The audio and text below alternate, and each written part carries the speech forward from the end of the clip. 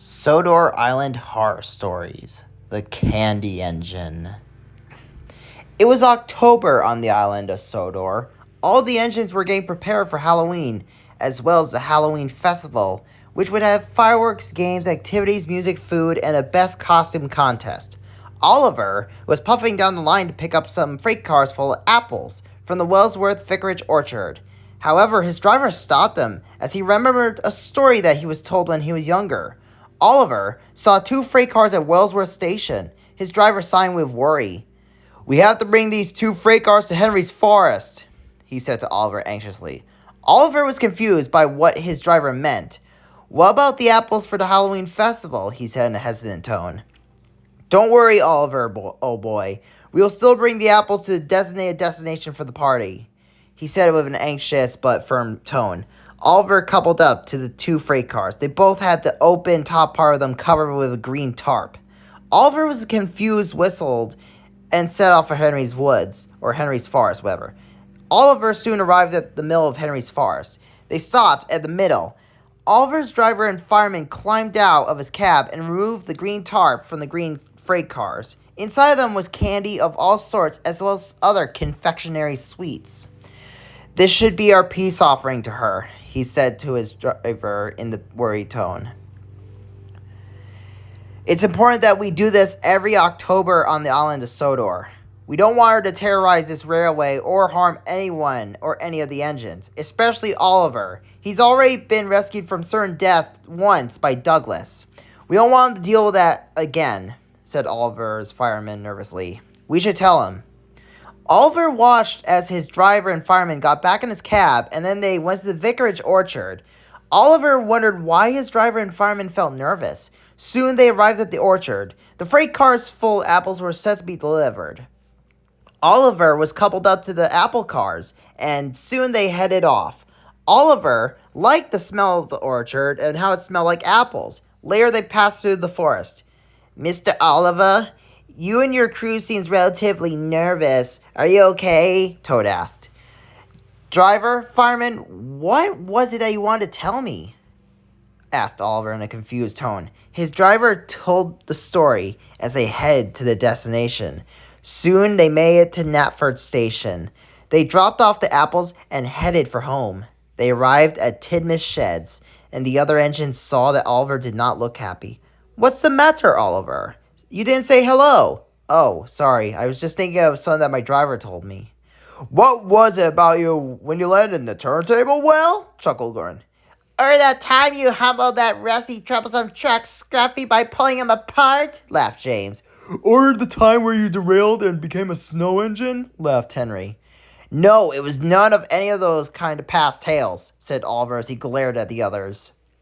"It's just a story that my driver told me on my way to Knapford Station." The other engines went quiet as they were curious about the story. "So what's the story about?" asked Derek curiously. "Have you heard of the story of the candy engine and why we leave freight cars full of candy in the middle of Henry's Forest?" asked Oliver nervously. "So far we haven't," said Emily. "Okay, so this is the story of the candy engine," said Oliver as he began to tell the story of the candy engine. Long ago, back in the year 1909, there was an engine that worked on the island of Sodor. Her name was Pumpkin Patch. She was a orange mixed traffic engine that looked just like James, being built by Lancashire and Yorkshire Railway, L&YR. She had the number 52528 on her tender, and she was very regal and young too. She would also pass by a line where there was a candy shop on an old station with a shed for engines and rolling stock. One afternoon, she was passing by and she stopped to look through the inside of the candy shop. She was amazed at the sweets in the store and how sometimes they were made. "Driver, why do people go eat the candy while steam engines only have to have water and coal?" she said in an eagerly content tone. Her driver chuckled. "Well, Pumpkin, the reason why engines don't need candy is because of how they are made with the ingredients like sugar and other stuff. If it was put in an engine's firebox, it would clog the pipes in the boiler as well as make the engine break down and require repairs. And speaking of fuel source, it looks like you're running low on coal and water." Her driver shut off steam and waited for her fire to go out. "Ah, good day to you three," said a polite-sounding voice from the shop. "It seems that you're low on coal and water, and I'm the candy maker of the shop, and the owner, too." "It's nice to meet you, Mr. Candy Maker, sir. I've been thinking of new ways for new candy products to keep the business running. I'll get my engine friend Phineas to shunt you into that shed so that your crew can come into my shop and telephone for help." Pumpkin Patch felt relieved of that statement and agreed. Soon Phineas came and shunted her into the shed next to the candy parlor. There was a third engine there, a little blue one to be exact, but he seemed to feel upset. As Phineas puffed off, the other engine spoke. They didn't come back for me," he said with tears welling in his eyes. Pumpkin Patch, confused with the statement, felt sorry for the engine next to her. "Who didn't come back for you?" "My driver and fireman. The last time I saw them was that they went into that damned candy shop to call for help. There were two other engines there that stopped here, but they disappeared too. They were shunted away by that lackey engine of the owner. I witnessed one of them being taken away." Pumpkin Patch, who was marveling at the wooden candy decorations, looked back at the little engine and looked at him with a smile to help comfort the little engine. "Don't worry about them. I'm pretty sure that the candy shop owner also knows how to repair engines and give their crews a room to spend the night in and send them on their way the next day. Also, I'm Pumpkin Patch. What's your name?" "My name is Wilson." "It's nice to meet you, Wilson." Pumpkin Patch noticed it was nighttime now. She decided to sleep to pass the time. The next day, she woke to notice that her driver and fireman did not return, and that Wilson, who was also next to her, was also gone. Good morning, Pumpkin Patch. I forgot to introduce you to you yesterday. I was in a bit of a rush with candy business plans. Anyways, my name is Valentino Baker, but you can call me Mr. Baker. Would you like to try a new treat made specifically for steam engines?" "Certainly." Pumpkin Patch was excited. She was going to be the first steam engine to try a sweet treat made for steam engines. Mr. Baker brought out a bag of coal. However, the coal had the smell of peppermint candy, along with being a little bit blue, pink, and white. 3 colors, blue, pink, and white. Soon the coal was burning nicely. However, she couldn't move as her brakes were still on. She began to feel worried about her driver and fireman as well as the other engines. Experiment test number 1. Peppermint coal is burning nicely. Test subject is currently concerned about her crew as well as the other engine that was used for the experiment.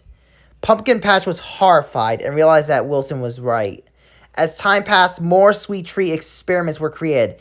Eventually, the 23rd experiment began with concoctions of candy, coal, water, and steel that were placed in the coal tender, firebox, and water tank. The concoction had a red tint to it, which had a smell of blood in it.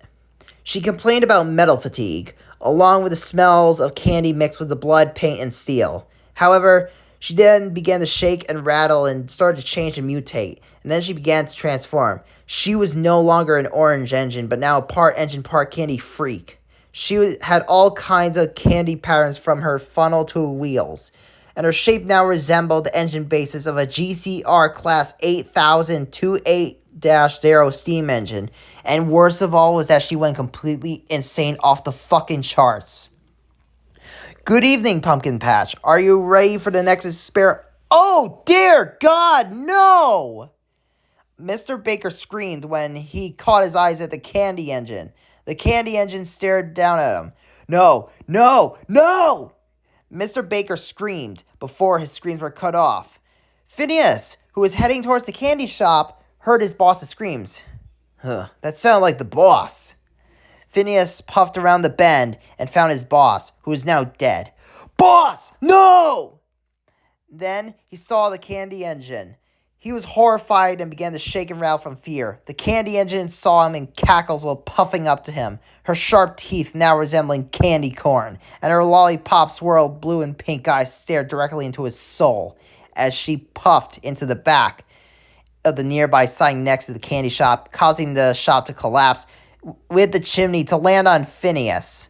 She then escaped and began attacking other engines that were nearby and disappearing without a trace in the middle of Henry's Forest.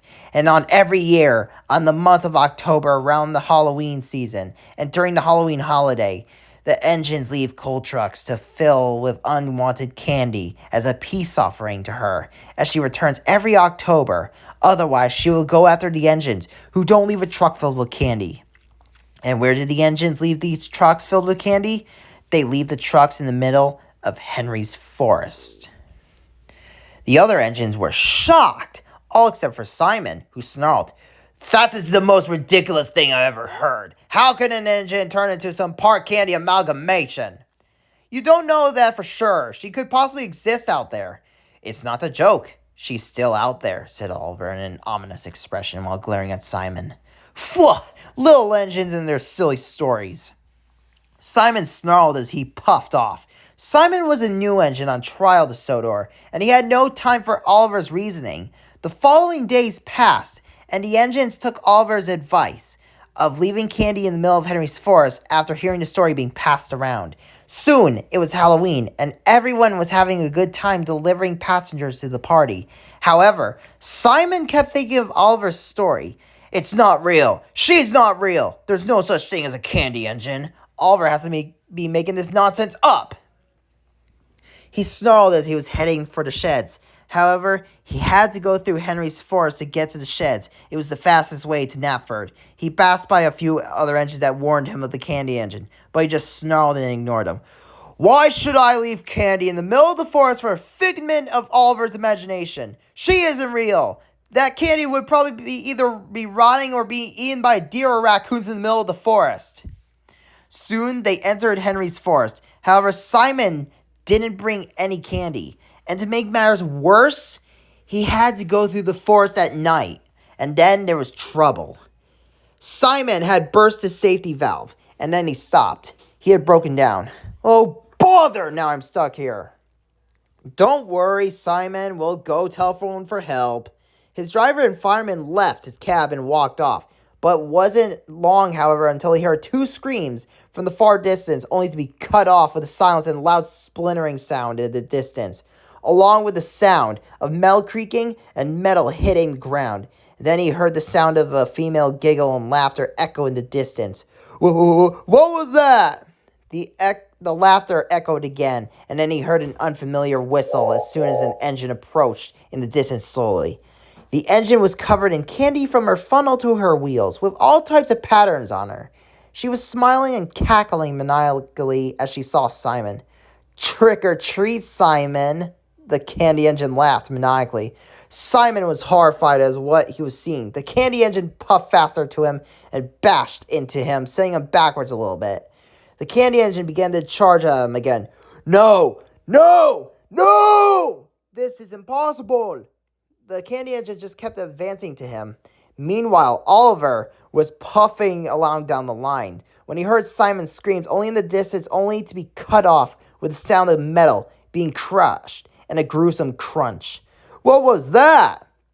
"That sounded like Simon. We better go investigate." Oliver puffed up to Henry's forest. However, he stopped to witness something that will forever scar him for life. There in front of him was the destroyed remains of Simon. The front of Simon's smokebox and boiler was crushed completely. Most of his face was also gone too. It was the most gruesome thing Oliver had ever seen. However, Oliver saw something by the crushed remains of Simon, which was a jack-o'-lantern, but had the front of Simon with a horrified expression carved in it. The candy engine puffed past Simon's destroyed remains and stopped in front of the petrified Oliver. She smiled and stared at him. "Because you told my story to the other engines on Sodor, and they left candy as a peace offering to me throughout the month of tonight, I shall spare you for the rest of this year. However, I will eventually return next year's Halloween to haunt this forest, so remember to leave candy filled with trucks as a peace offering. Otherwise, you will have the same fate as Simon." The candy engine then laughed. "Right, a deal is a deal." "Good, it's a deal." She began to slowly reverse away from Oliver. "But just remember, I will come back next year." Oliver watched in fear as the engine laughed as she went deeper into the forest and disappeared without a trace. The candy engine's cackled laughter went on going, reversing slowly, and sounds off her whistle before disappearing into thin air without the trace. Oliver headed over to the station to watch the fireworks with the other engines. He arrived just in time for the fireworks. However, he was relatively silent as he watched the fireworks with the other engines, looking at the sheds, and the others were talking. I saw her. She's real. Who is real? Who did you see? Yes, Oliver, who did you see? Listen, Oliver, we are your friends, and we can see that you're looking uneasy. You're right, Edward. I need to tell you what I saw. Oliver paused and looked back at his friends. I saw the candy engine. The candy engine is real. The other engines were silent as they went horrified. And as Oliver had just said, even Gordon was horrified too. Fizzling fireboxes! So the story of the candy engine is real? How do you survive after seeing her? Because if an engine saw her, they wouldn't make it out alive. And what about Simon? What happened to him? Oliver went silent and looked at his friends and slowly reversed into the sheds. The other engines then knew why Oliver was silent. They felt sorry for him. They soon were fast asleep, hoping that everything would be better soon. The next morning was a tough morning as Boko brought in the remains of Simon. Simon's driver and fireman were found by a signal box by the forest. Both of them were pronounced dead on the spot. Simon's remains would be brought to the smelters to be cut up and melted down. The rest of the year went smoothly for the engines. Upon hearing Oliver's story, Sir Topham had then announced every year in the month of October that the engines would leave unwanted candy in Henry's forest. Oliver does still do his daily routine with a smile on, as well as helping other engines out. However, he is quick to alert the engines on what to do on Halloween month.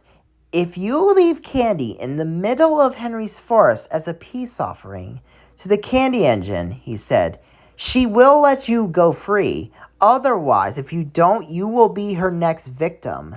And on every year, on the month of October, around the Halloween holiday, the engines leave cold trucks filled with unwanted candy as a offering to her as she returns every October. Otherwise, she will go after the engines who will not leave a truck filled with candy. And where do the engines leave these trucks filled with candy? They leave the trucks in the middle of Henry's forest.